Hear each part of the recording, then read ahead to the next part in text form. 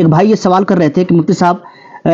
ننگا ہو کر کے نہانا یا انڈر ویئر پہن کر کے نہانا کیسا ہے، اور جو لوگ ننگا ہو کر کے نہاتے ہیں ان کا غسل ہوگا یا نہیں ہوگا، وہ پاک ہوگا یا نہیں ہوگا، یا جو لوگ انڈر ویئر پہن کر کے نہاتے ہیں ان کا غسل ہوگا یا نہیں ہوگا۔ ماشاءاللہ یہ بہت اچھا سوال ہے، اور بہت سارے لوگ یہ ہے کہ ننگے ہو کر کے غسل کرتے ہیں یا انڈر ویئر پر غسل کرتے ہیں یا ایسے کپڑے پہن کر کے غسل کرتے ہیں جو گھٹنوں سے اوپر ہوا کرتے ہیں۔ تو کیا اگر کوئی انڈر ویئر پہن کر کے یا ننگا ہو کر کے غسل کرے گا، نہائے گا، تو وہ پاک ہوگا یا نہیں ہوگا؟ مکمل بالتفصیل آج انشاءاللہ تعالی میں بتانے کی کوشش کروں گا۔ آپ تھوڑی سی بھی اس ویڈیو کو اسکپ نہ کریں گے تو یاد رکھیں کہ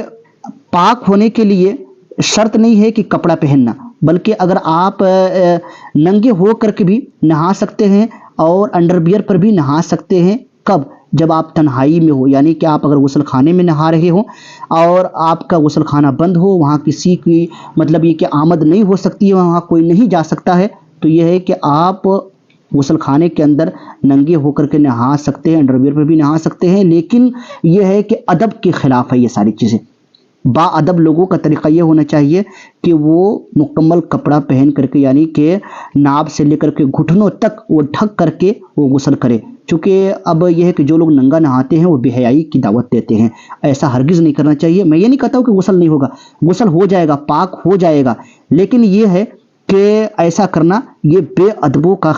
طریقہ ہے۔ بے ادب لوگ ایسا کام کرتے ہیں، اور بہت سارے لوگ چوک چوراہے پر یا چپاکل پر یا بہت سارے لوگ ہینڈ پمپ وغیرہ پر نہاتے ہیں، یا اپنے گھر کے آنگن میں بھی نہاتے ہیں جہاں لوگ چار لوگ دیکھتے ہوں یا گھر کے لوگ بھی دیکھتے ہوں، تو وہ لوگ بھی انڈر ویئر پہن کر کے نہاتے ہیں۔ تو ایسے لوگوں کو انڈر ویئر پہن کر کے نہانا یقیناً جائز نہیں ہے، چونکہ ناف سے لے کر کے گھٹنا تک ہر حال میں ایک مسلمان کو ڈھکنا یہ واجب ہے۔ اور جو ستر دکھائے گا، یعنی کہ گھٹنا سے لے کر کے ناف تک اتنے جو اجزاء ہیں، اتنے جو مطلب یہ کہ جز ہیں، اتنے جو مطلب یہ ہے کہ آپ کے باڈی کے پارٹ سے اس کو چھپانا ایک انسان پر واجب ہے۔ دیکھنے والا بھی گنہگار ہوگا اور دکھانے والا بھی گنہگار ہوگا۔ تو آپ یہ سمجھ رہے کہ کتنا بڑا گناہ ہے کہ مطلب یہ ہے کہ جو لوگ انڈر ویئر پہ نہاتے ہیں یا جو لوگ یہ ہے کہ ننگے ہو کر کے نہاتے ہیں، ہرگز ایسا نہ کرے، بلکہ یہ ہے حال میں جو ہے کہ آپ ناف سے لے کر کے گھٹنوں تک ڈھک کر کے اور نہائے۔